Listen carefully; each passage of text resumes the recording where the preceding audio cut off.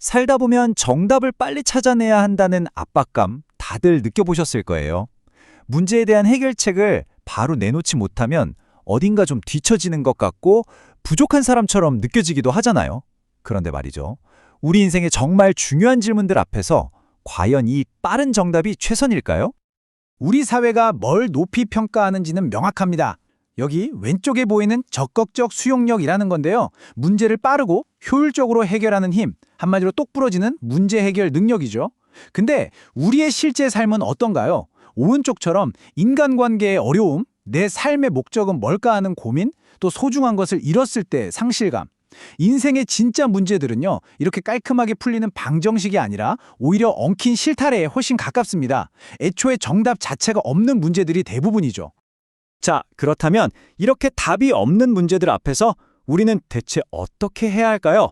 바로 이 지점에서 우리에겐 완전히 다른 종류의 힘이 필요해집니다. 그게 바로 오늘 이야기할 핵심 소극적 수용력입니다. 어쩌면 이 불확실한 시대를 살아가는 우리 모두에게 가장 절실한 힘일지도 모르겠네요. 소극적 수용력이란 한마디로 불확실하고 미스터리한 상황 속에서 성급하게 답을 구하지 않고 그 상태 자체를 견뎌내는 힘을 말합니다. 여기서 정말 중요한 점이 있는데요. 이게 결코 수동적이거나 무기력하게 포기하는 게 아니라는 거예요. 오히려 정반대입니다. 답이 없는 불안을 기꺼이 끌어안은 채 끈질기게 버티는 아주 적극적이고 강인한 정신의 힘이죠. 아니, 이렇게 심오한 개념이 대체 어디서부터 온 걸까요? 그 시작은요, 아주 오래전 비극적인 삶을 살았던 한 천재 시인의 이야기로 거슬러 올라갑니다. 그리고 무려 170년이라는 시간이 흘러서 그의 아이디어를 재발견한 한 정신과 의사의 이야기로 이어지게 되죠. 그의 이름은 존 키츠. 불과 25회의 짧은 생을 사는 동안 그는 부모를 모두 잃고 사랑하는 동생의 죽음을 지켜봤으며 결국 자신도 같은 병으로 죽음을 맞이했습니다. 정말 상상하기 힘든 고통의 연속이었죠. 바로 그 끝이 보이지 않는 어둠 속에서 그는 인간 존재의 핵심을 꿰뚫는 이 놀라운 통찰을 발견해낸 겁니다.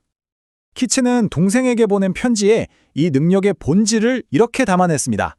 성급하게 사실과 이유를 찾아 헤매지 않고 불확실함과 미스테리 속에 머무를 수 있는 힘, 바로 이겁니다. 이게 바로 그가 말한 소극적 수용력의 정수예요. 조급해하지 않고 모르는 상태 그 자체를 견뎌내는 것이죠. 오랫동안 잊혔던 이 개념은 170년이 지나서 정신과 의사 윌프레드 비온에 의해 재발견되는데요. 비온은 이 능력이 환자를 깊이 이해하는 데 필수적이라고 강조했죠. 여기서 정말 놀라운 지점이 나타납니다. 한 시인의 문학적 통찰이 인간의 마음을 다루는 과학의 영역으로 성큼 넘어온 거예요. 자, 그렇다면 이 불확실함을 견디는 힘은 구체적으로 우리 삶에 어떤 영향을 미칠까요?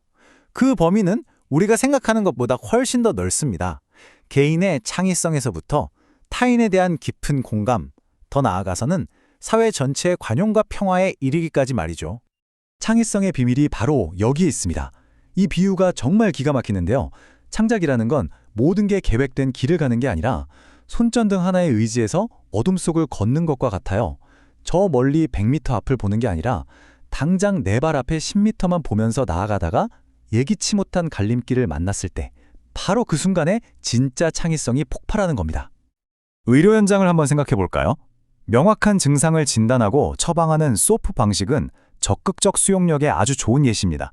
하지만 더 이상 현대의학으로 치료할 방법이 없는 환자를 마주했을 땐 어떨까요? 그때 의사에게 필요한 건 정답이나 해결책이 아닙니다.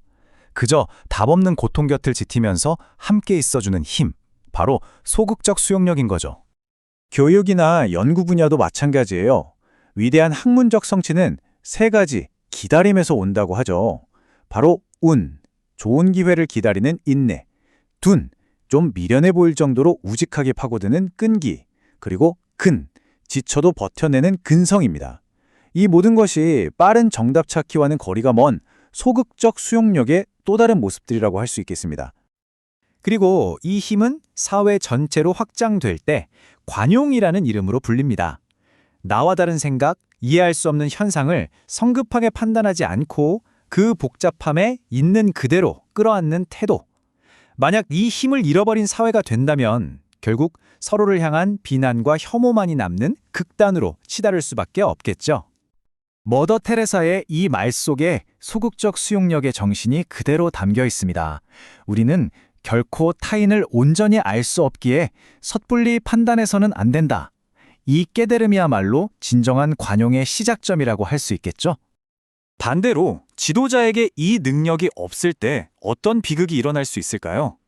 제2차 세계대전 당시 일본 지도부가 외교적인 불확실성을 견디지 못하고 내린 성급한 판단은 결국 파국적인 전쟁으로 가는 길을 열어버린 핵심 원인 중 하나로 꼽힙니다. 불확실함을 견디지 못하는 조급함이 얼마나 끔찍한 결과를 낳을 수 있는지 보여주는 정말 뼈아픈 역사적 교훈이죠. 자, 그렇다면 이렇게나 중요한 능력을 우리 일상 속에서는 어떻게 키울 수 있을까요? 다행히도요, 아주 거창하거나 어려운 방법은 아닙니다. 오늘부터 바로 시도해 볼 수 있는 4가지 연습법을 소개해 드릴게요. 첫 번째는 질문과 함께 머무르기입니다. 답을 찾기 위해 서두르기보다 질문 자체가 주는 무게와 깊이를 충분히 느껴보는 거예요. 두 번째는 판단 유보하기입니다. 어떤 상황에 대해서 이건 이렇구나 라고 딱 결론 내리고 싶은 충동을 의식적으로 멈춰보는 연습이에요. 세 번째는 해결책 없이 들어주기입니다.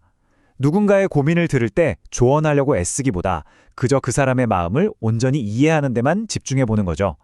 마지막으로 자연 속에서 시간 보내기입니다. 내 힘으로 통제할 수 없는 거대한 자연의 흐름에 몸을 맡기다 보면 모든 것을 통제하려는 마음을 내려놓는 법을 자연스럽게 배우게 될 겁니다.